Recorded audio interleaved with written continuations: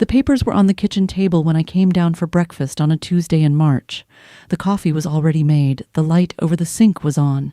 My husband was sitting at the head of the table in his charcoal suit, with his hair combed back the way he had been combing it since November, and he had a small smile on his face that he had been practicing in the bathroom mirror for at least a week. I could tell because the smile did not reach his eyes. The smile he used for clients reached his eyes. This one did not. He had been working up to this. He gestured at the folder. He said, "Hattie, sit down. We need to talk about the next chapter of our lives."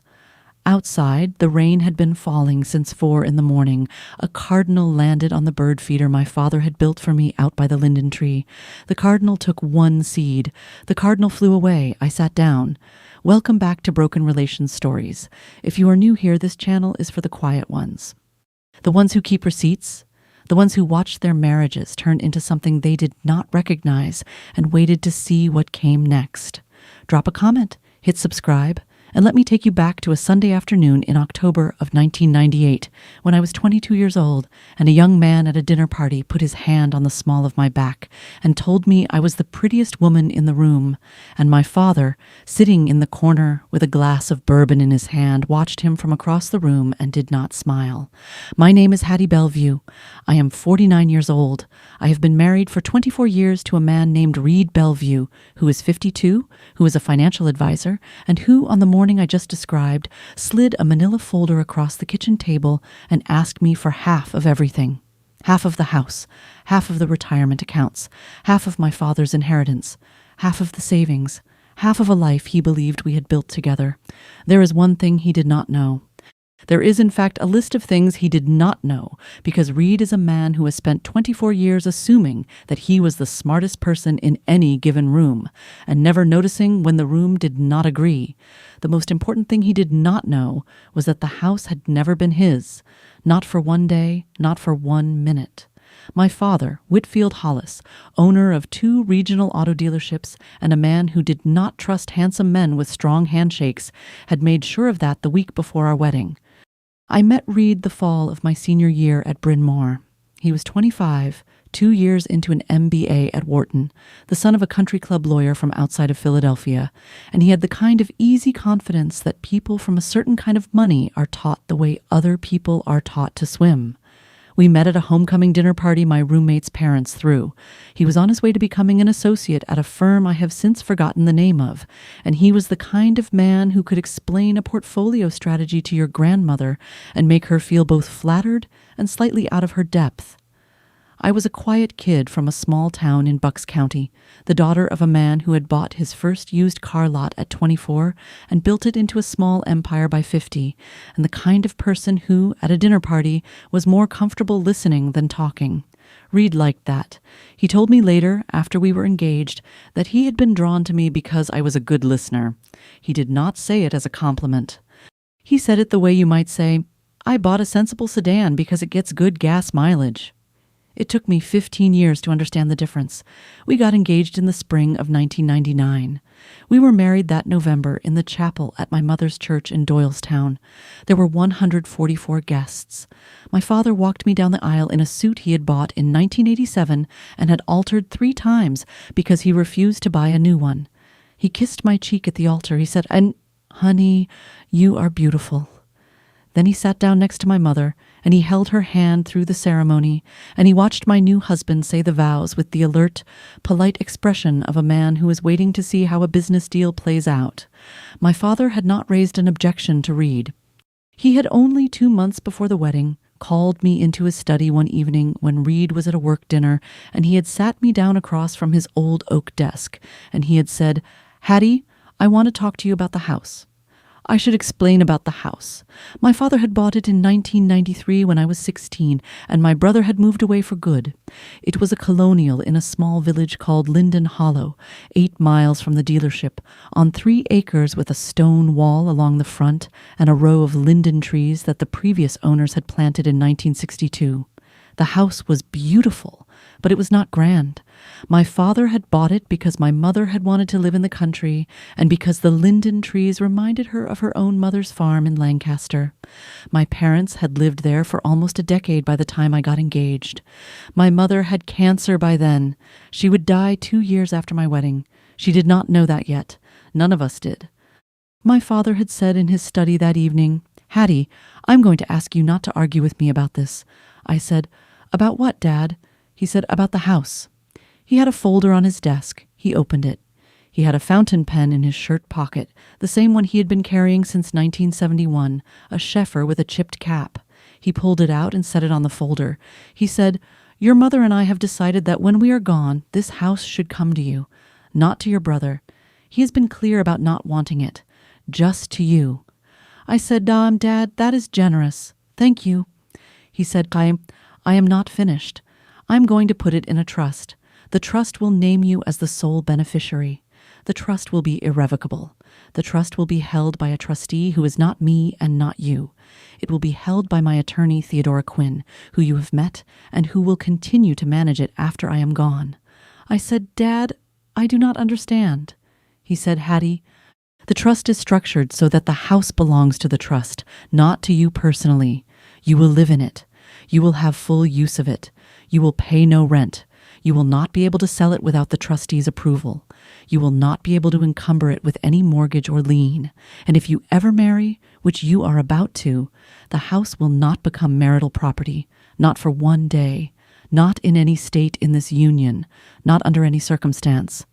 I sat very still. I said, "Dad, this is about Reed." He said, "This is about every man in your life from this point forward.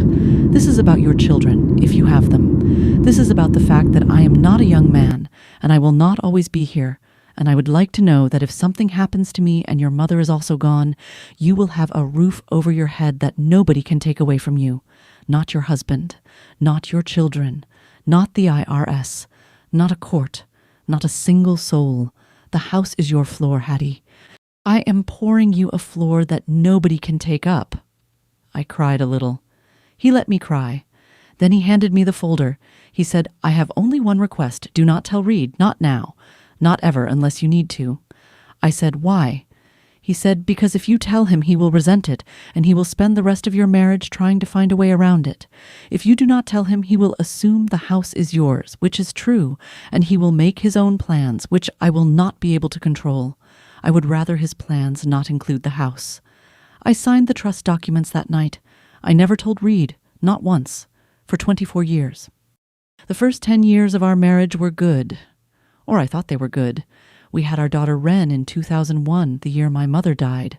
We had our son Augie in 2003. I quit my job at the Philadelphia Museum of Art when Wren was born, where I had been an assistant curator for prints and drawings, and I told myself I would go back when the kids were older. I never went back. Reed built his practice. By 2008, he was a partner. By 2012, he was managing $400 million in assets. He worked long hours. He came home for dinner most nights. He coached Augie's soccer team for 3 seasons. He did not have an affair that I knew of during those years. He was a decent father, in the way that decent fathers are decent. He bought the kids what they asked for. He went to the school plays. He missed the parent-teacher conferences, but always asked about them at dinner. He talked to me about his clients. He did not ask me about my day. I told myself this was normal. I had been raised by a quiet father. Quiet men did not ask about your day. Quiet men showed up. Reed showed up. Reed was quiet. That had to be enough. What Reed was not, I came to understand slowly over those years, was curious. He was not curious about me. He was not curious about the kids in the way that meant asking them how they actually felt. He was not curious about the house, which I had moved into with him after my father gave it to us in 2009 when he was preparing to downsize, even though my mother by then was already gone and my father lived in it alone. Reed did not ask me why I rearranged the dining room in 2011. He did not ask me why I planted lavender along the south side of the porch in 2013. He did not ask me about the painting I bought at an estate sale in 2014, a small watercolor of a barn in Lancaster County, which I hung in the front hall and which became, for me, the first thing I saw every morning. Reed passed it twice a day for 9 years and never once asked me where it came from. I do not say this to make him a villain. I say this to explain what kind of marriage it was. It was a marriage that ran on logistics. He provided, I managed. The kids grew, the house held, the years passed. I want to be honest about something. I was not unhappy. I was not happy either. I was something in between, which is, I have come to believe, the place where most long marriages live. I had my books. I had my friends. I had Marlowe, who I met in 2010 at a community garden meeting and who became the friend I should have made in college and never did. I had my father, who came to dinner every Sunday until he got sick, and who would sit in the kitchen with me while the kids did their homework and who would ask me every time, "Hattie, are you all right?" Just that one question. He asked it for 16 years. I answered yes for 16 years. Reed did not in those 16 years ask the question once. He did not need to. He had decided somewhere very early in the marriage that whatever I was managing. Managing was the word. He used it once at a dinner party in 2015 when a friend of his asked what I did. He said, "Hattie manages the family. She is very good at it." I had been a curator. I had spoken French. I had written my thesis on 19th century American printmaking. I was very good at it. That word managing sat in my chest for 3 days. I did not say anything. My father died in October of 2017, 8 years before the morning of the Manila folder. He had been sick for a year. He had not told me how sick. He died in his bed at Linden Hollow with my mother's quilt over his legs and his fountain pen on the nightstand. The will was simple. The dealership had been sold 3 years earlier. The proceeds had been divided between me and my brother. My share after taxes was just under $1.4 million. My father had also, separately and through Teddy Quinn, established an additional trust in my name when I was a child, funded slowly over decades from various business transactions he had quietly rooted through it. That trust held another $1.2 million by the time he died. Reed did not know about that trust. Reed knew about the inheritance from the dealership. Reed did not know about the second one. My father had told me about it the year before he died. He had said, "Hattie, there is one more account. Teddy holds it. I am not going to put it in our joint will because if your husband sees the number, he will lose his mind. Teddy will tell you about it when the time comes. Use it however you need to. It is yours." Teddy had told me about it 11 days after the funeral, in her office on Walnut Street, with a cup of tea and a tin of biscuits, and the careful, kind precision of a woman who had been keeping my father's secrets for 30 years. She had said, "Hattie, he worried about Reed. He did not want me to tell you that. I'm telling you now because he is gone, and you should know." I had not been surprised. I had thanked her. I had asked her to continue managing both trusts. She had said, "Of course." Reed did not know any of this. Reed believed the inheritance from the dealership was the entire estate. Reed had, in the months after my father died, made a series of suggestions about how that money should be put to work within our joint accounts. I had nodded. I had thanked him for his advice. I had quietly, with Teddy's help, kept all of it in my name only, in accounts Reed did not have access to, in a private bank in Princeton he did not know existed. The cracks started in 2023. I did not call them cracks at first. I called them changes. Reed had started seeing a personal trainer. Reed had lost 14 pounds. Reed had bought new shirts. Reed had started getting his hair cut at a place in Center City instead of the barber in Doylestown he had been going to for 19 years. Reed had begun consulting on a project in Charleston, South Carolina, which required him to travel 1 week a month, sometimes more. Reed had also, around the same time, begun to comment on small things about me, the way I wore my hair, the way I dressed when his clients came over for dinner, the fact that I read books instead of watching the shows he watched. He said these things lightly. He said them as jokes. I did not respond to any of them. I had been raised by a quiet father. Quiet women noticed things. Quiet women did not always say what they had noticed. Quiet women kept track. In April of 2024, I found a receipt in the pocket of his charcoal suit. I was taking it to the dry cleaner. The receipt was from a jewelry store on Rittenhouse Square. It was for $4,800. It was dated 3 months earlier, 2 days before our wedding anniversary. The item was a tennis bracelet. I do not own a tennis bracelet. I did not that year receive a tennis bracelet. I had received a card and a vase of yellow tulips and a reservation at the restaurant where Reed had taken me on our second date. I put the receipt back in his pocket. I took the suit to the cleaner. I drove home. I made dinner. I did not say anything. I want to tell you about that night because something happened that I have not told anyone except Marlowe. After dinner, after the kids had each retreated to their rooms, after Reed had gone into his study to take a call, I went up to our bedroom and I sat on the edge of the bed in the half-dark and I cried. Not loud, not the way grief cries. The way you cry when something you have been waiting for finally arrives and you understand for the first time how long you had been waiting. I had been waiting since 2015. I had been waiting, possibly, since 2008. I had been waiting since I quit my job and never went back, and a thing in me that had been a curator and a reader and a woman who spoke French had been folded into the back of a drawer along with everything else. I cried for 11 minutes. I washed my face. I went downstairs. I cleaned the kitchen. I went to bed. Reed came in at 11:40. He smelled like wine. He said, "Good night, Hattie." I said, "Good night, Reed." He fell asleep within 4 minutes. I lay awake until 4. I have never told him about that night.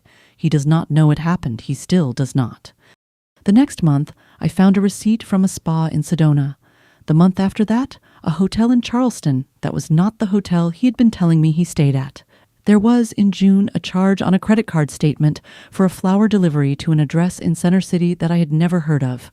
By the end of the summer, I had a small folder of receipts in the bottom drawer of my dressing room, tucked under a quilt my mother had finished the year before she died.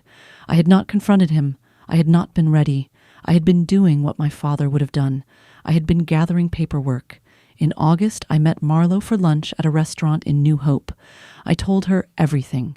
She did not say much. She listened the way Marlowe listens, which is the way nurses listen at bedsides. When I was done, she said, "Hattie, what do you want to do?" I said, "I do not know yet." She said, "Mimi, when will you know?" I said, "When I am ready."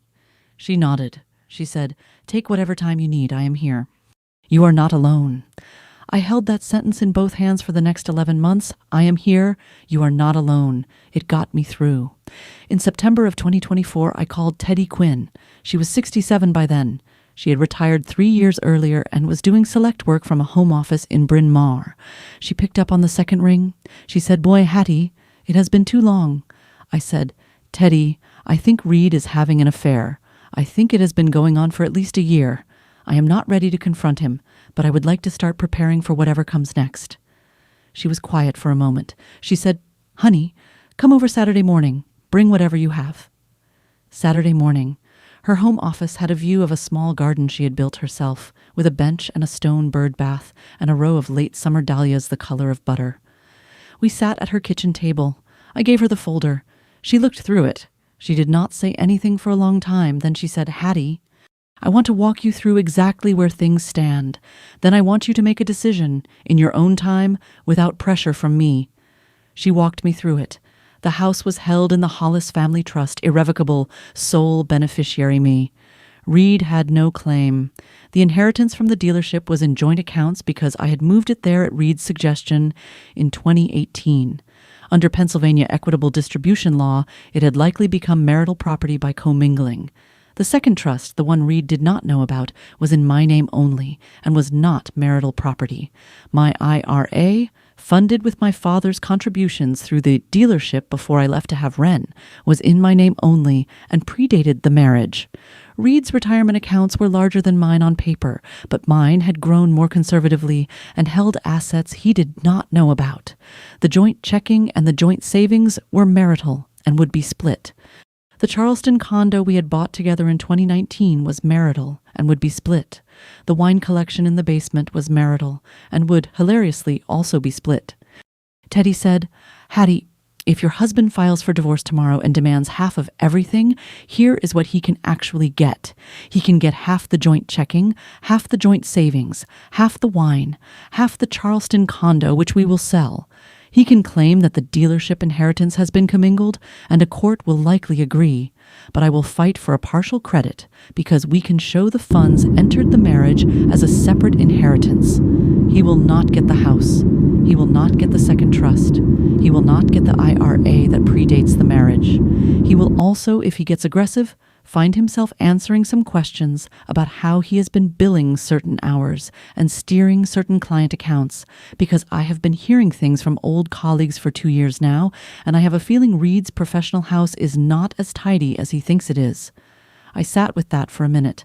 I said, "Teddy, what do I do?" She said, "Hattie, you do what you have been doing. You wait, you watch, you keep your receipts, you let him make his own move. Men like Reed always make their own move, and when he does, you will already have your house in order. Literally, your house is in order. Your father made sure of it 26 years ago. If you have ever sat across a kitchen table from a person whose decisions have already arranged your future without consulting you, and you have understood in a quiet moment that the arranging is over and the deciding has just begun, then you know what that pause feels like. If this story is hitting close, drop a comment. Subscribe if you have not. We are not even at the part that broke open. The papers arrived on a Tuesday in March of 2025. I had not been waiting for them that morning. I had been waiting for them in general. The specific morning was a surprise. I came downstairs in my robe. Reed was in his suit. The coffee was made. The folder was on the table. The smile was on his face. He gestured at the folder. He said, "Hattie, sit down. We need to talk about the next chapter of our lives." I sat. He slid the folder across. He said, "I want a divorce. I have already engaged counsel. I have prepared a proposal. It is fair. I am asking for half of our marital assets. I am also asking that we list the house, sell it, and split the proceeds, since the kids are grown and neither of us needs a house this size. I am asking for half of the retirement accounts. I am asking for a portion of your inheritance from your father, since that money entered the marriage and has been treated as marital. I am asking that we conduct this with dignity. I would like to keep this out of court if possible." I looked at him. I said, "Reed, who is she?" He blinked. He said, "Hattie, that is not relevant." I said, "It is relevant to me. I have a folder upstairs of receipts I have been keeping for 11 months. I know about the jewelry, the spa, the Charleston Hotel, the trip to Mexico in October that you said was a client retreat. I know her first name is Tessa. I know she works in the front office of your firm. I have known for a long time. I have been waiting for you to be honest." His face moved through 3 expressions: surprise, calculation, anger. He landed on anger. He said, "Oh, you have been spying on me?" I said, "I have been doing laundry, Reed. The receipts have been in your pockets." A long pause. He recovered. He pushed the folder. He said, "Hattie, the proposal stands. I think you will find it generous." I said, "Reed, I will be calling my attorney this morning. We will respond through her." He said, "Your attorney?" I said, "Yes, Theodora Quinn. You have met her once, at my father's funeral." He paused. He had not remembered. He said, "Fine. Have her contact my lawyer. His name is Drew Mansfield. The information is in the folder." I said, "Reed, please move your things to the guest room until we resolve this. I would prefer not to share a bedroom while you are negotiating to take half of my life." He left for work. He did not move his things to the guest room. He did not come home that night. I called Teddy at 9:15. She said, "Hattie, I've been waiting for this call for 6 months. I have everything ready. Send me the proposal. We will respond by Friday." Mediation was set for the 3rd week of April. Drew Mansfield was Reed's age, with a tan that had not come from Pennsylvania and a Cartier watch that was almost certainly leased. He had a junior associate with him, a young woman in a navy suit who took notes with a fountain pen and did not look up when Teddy and I entered the room. Teddy had brought 1 binder. Drew had brought 4.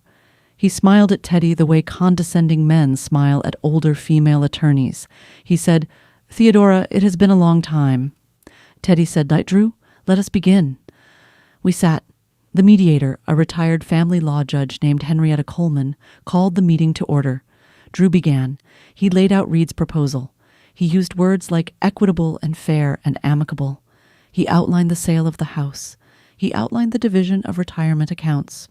He outlined the request that my father's inheritance be treated as marital property and split.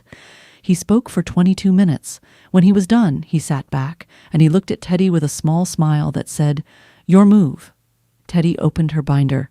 She said, Judge Coleman, Mr. Mansfield, before we discuss the proposal, I would like to clarify the asset picture, because there appear to be some misunderstandings on Mr. Bellevue's side that may affect the conversation. Drew said, "We have a full asset inventory, Theodora." Teddy said, "I do not doubt that you have what was provided to you. I am suggesting that what was provided to you may not be complete." She slid a document across the table. She said, "This is the title document for the property at 14 Linden Hollow Road. The property is held in the Hollis Family Trust, an irrevocable trust established by Whitfield Hollis in November of 1999, prior to my client's marriage. My client is the sole beneficiary. The trust has held the title since 1999. Mr. Bellevue has never been on the deed. The property is not marital property. It is trust property. It cannot be sold, listed, mortgaged, or encumbered without trustee approval. The trustee is me. I will not be approving its sale." Drew's face did something. He looked at Reed. Reed looked at the document. Reed's mouth opened slightly. Drew said, "We will need to verify this." Teddy slid him a second document. "Here's the trust agreement. Here's the deed transfer from 1999. Here are the annual trust filings since the trust was established. Verify away." Reed said in a voice I had not heard him use before, "Hattie, you did not tell me." I said, "Reed, my father asked me not to." Drew said, Your Honor, this is unusual." Judge Coleman said, "Mr. Mansfield, the documents appear to be in order. Please continue, Ms. Quinn." Teddy slid a third document. "This is a statement from the Hollis Educational and Personal Trust, also established by Whitfield Hollis in 1986 in my client's name. Current value $1.4 million. The trust predates the marriage. My client is the sole beneficiary. Mr. Bellevue has not contributed to it and has no interest in it." Drew said, "Hattie, you never disclosed this account during the marriage." I said, "Drew, I was not required to. It is not marital property. My father set it up before my marriage. Teddy can confirm that I have not contributed to it during the marriage." Teddy nodded. "Confirmed." Drew leaned back. He glanced at Reed. Reed was now looking at the table. Teddy continued, "Additionally, my client's IRA, established in 1998 by her father and funded prior to the marriage, holds approximately $480,000 and is not marital property. Mr. Bellevue's retirement accounts, by contrast, were established and funded during the marriage. They are marital property. Their current value is approximately $1.8 million. Half of that, under Pennsylvania equitable distribution law, belongs to my client." Drew opened his mouth. Teddy held up one finger. "I am not finished. The Charleston condo, purchased in 2019, is marital property. We are agreeable to a sale. The joint checking and savings, totaling approximately $187,000, are marital property. We are agreeable to a 50-50 split. The wine collection, which we have had appraised at $43,000, is marital property. We are agreeable to a 50-50 split. The inheritance from the dealership, which entered the marriage in 2017, has been commingled in joint accounts and is technically marital under Pennsylvania law. However, we have documentation that tracks the original $1.4 million through 18 months of joint account activity before it was withdrawn back into accounts in my client's name only. We will argue, and we believe a court will agree, that the inheritance retained its character as separate property due to clear tracing. Mr. Mansfield is welcome to challenge that in court. We are prepared to litigate." Drew said, "Theodora." Teddy said, "There is one more matter. I have, on behalf of my client, been in informal contact over the past 14 months with two former colleagues of Mr. Bellevue's at his firm. They have raised, in those conversations, certain concerns regarding the management of specific client accounts and the structure of certain advisory fees. I have not to this date taken any formal action regarding these concerns. I have, however, prepared a summary file for the Pennsylvania Department of Banking and Securities. Whether that file is submitted will depend in part on the tenor of these negotiations." Reed stood up. He sat back down. He looked at Drew. Drew said, "Judge Coleman, may we take a recess?" Judge Coleman said, "Take all the time you need, gentlemen." When they came back 40 minutes later, Drew's face had changed. Reed did not look at me. The new proposal, presented in 14 minutes, was a settlement. Reed kept his car, his half of the joint checking, his half of the savings, half the Charleston condo proceeds, half the wine, and his retirement account.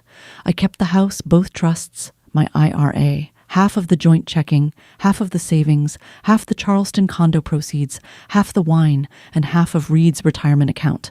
There was no alimony in either direction. Reed signed within the week. Teddy quietly closed her summary file without submitting it. That had been the entire point of mentioning it. My father had taught me once in the dealership office when I was 12 that the best leverage is leverage you never have to use. Teddy had been my father's lawyer for 30 years. She had been listening. Reed moved out in May. He moved into a rental in Center City with Tessa. Tessa was 28. She lasted 4 months. She left him in September after she realized that the man she thought she had been waiting for was, in fact, going to be supporting her on a financial advisor's draw that had been substantially reduced by the loss of half his retirement account and the quiet flight of several of his largest clients, 2 of whom were friends of mine and of Teddy's, and who had quietly moved their accounts to another firm in the months following the settlement. Reed called me once, in November, asking if we could talk. I told him I was not available for that conversation. He did not call again. I called Wren the day after the settlement was signed. She was 24, working in arts administration in New York. I had not told her any of it. Reed had not told her any of it. She picked up on the second ring. She said, "Mom." "Hi." I said, "Sweetheart, I need to tell you something." I told her in 7 sentences, the cleanest 7 sentences I could put together. The affair, the divorce, the settlement. The house was mine. It had always been mine. Her grandfather had set it up that way. Reed had moved out. There was a long pause. Then she said, "Mom, are you all right?" She asked it the way my father had asked it for 16 years. I started to cry. I said, "Wren, yes, I am. I think I have been waiting a long time to be all right." She said, "I'm coming home this weekend." She came home. She brought a bottle of wine. She sat at the kitchen table with me until almost midnight. She asked me questions. She asked me what I had known and when. She asked me about Marlowe. She asked me about her grandfather. She did not ask about her father. Not that night. Augie was harder. Augie was 22, in graduate school in Boston, and he loved his father in that complicated way that sons sometimes love fathers who have not entirely shown up for them. He called me 3 days after Wren had come home. He said, "Mom, Wren told me, Dad called me too." I said, "Augie, what did he say?" He said, He said you had blindsided him. He said you had been hiding money for years. He said your grandfather had set up a trust that he had never been told about and that this was a betrayal." I said, "Augie?" He said, "Mom, I am not stupid. I have known about the affair for 6 months. I saw him with her at a coffee shop in Boston in October. I did not know what to do. I have been waiting for one of you to bring it up." I said, "Honey, I am so sorry." He said, "At that, Mom, you did not do anything wrong. I just want you to know that I know. I will come home next weekend. I want to be in the house with you." He came home. He stayed for 4 days. He helped me move Reed's remaining things into boxes in the garage for pickup. He did not say much. He hugged me a lot. The night before he left, he said, "Mom, Grandpa knew, didn't he, about Dad from the beginning?" I said, "I think he did, honey. I think he did." Augie nodded. He said, "Grandpa was a smart man." I said, "Yes, he was." Thanksgiving that year was the first holiday Reed had ever missed in 24 years. Wren came home. Augie came home. We had Teddy and her husband over. We had Marlowe. We had Marlowe's grown son and his wife, who were close in age to Wren and Augie, and who had been around the house for so many holidays that they felt like cousins. There were 9 of us. I cooked all morning. I made my mother's stuffing, the one with the apples and the sage. I made my father's Brussels sprouts, the only vegetable he ever liked, with bacon and maple. The cardinal came to the bird feeder while we were sitting in the dining room. Wren saw it through the window. She said, "Mom, Grandpa's cardinal." I said, "I think so, sweetheart, I think so." Augie looked at the cardinal for a long second. He said, "He has been coming a lot." I said, "Every day, sometimes twice." Teddy lifted her glass. She said, "To Whitfield." Everyone lifted their glass. We did not say anything else. We did not need to.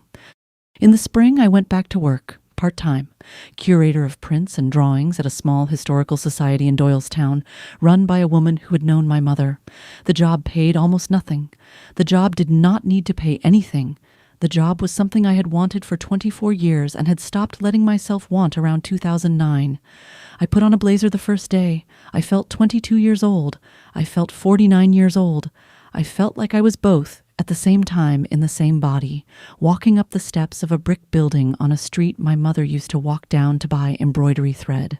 A year and 3 months after Reed moved out, I was sitting in the kitchen of Linden Hollow on a Sunday afternoon in late August. The light was coming in low and gold. The linden trees were heavy with leaves. The bird feeder my father had built was full of seed because Marlowe had filled it on her way over for lunch. The cardinal was nowhere in sight, but I had learned not to wait for cardinals. They come when they come. I had a cup of tea on the table. I had a book in my lap that I had been meaning to read for 9 years. I had Teddy on the phone just for a minute because she had called to tell me that the final trust filings for the year had been completed and everything was in order. She said, "Hattie, your father would be proud of you. I want you to know that.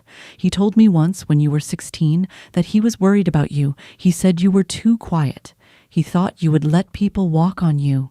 He told me the year before he died that he had been wrong about that. He said the quiet was not what he thought it was. He said it was something else. He said it was paying attention. I never forgot that." I cried a little. I did not let her hear it. I said, "Teddy, thank you for everything." She said, "Hattie, it was not me. It was him, and it was you." I just held the paperwork. I sat for a while after we hung up. The light moved. The linden trees moved in the small wind. The bird feeder swung slightly on its hook. The house, my father's gift, the floor he had poured for me 26 years ago, held under my feet exactly the way he had built it to. I thought about Reed. I did not feel angry. I did not feel triumphant. I felt the way you feel after a long walk on a clear day, the kind of tired that is not exhaustion, the kind of tired that means you have come home. The cardinal came back at 5:14. I watched him through the kitchen window. He took one seed. He flew away. He has not asked anyone's permission in any of the years he has been visiting my father's bird feeder to come and go as he likes. Neither anymore do I. If you made it this far, thank you. Tell me in the comments about the floor someone poured for you. Tell me about the quiet person in your life who paid attention. Tell me about the small piece of paper you kept in a drawer that turned out to matter more than anyone knew. I read every single one. If you know someone who needed to hear this today, share this video. There are more stories like this on this channel. I will see you in the next one.